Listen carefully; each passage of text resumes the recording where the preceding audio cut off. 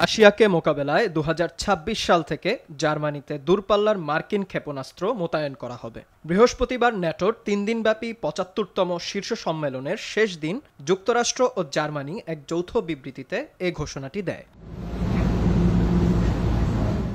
ঘোষণা অনুযায়ী জার্মানিতে পর্যায়ক্রমে টমাহক ক্রুজ, ব্যালিস্টিক ক্ষেপণাস্ত্র বিধ্বংসী স্ট্যান্ডার্ড মিসাইল বা SM-6 ও হাইপারসনিক ক্ষেপণাস্ত্র মোতায়েন করা হবে।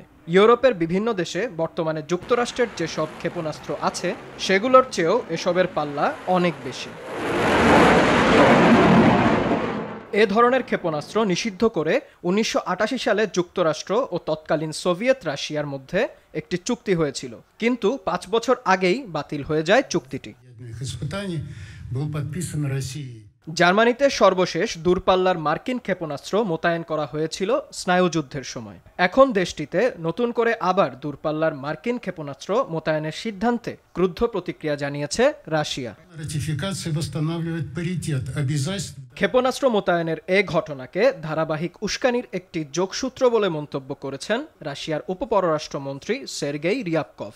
ন্যাটো ও যুক্তরাষ্ট্রের এই হুমকিকে সামরিকভাবে মোকাবেলার কথাও জানান তিনি।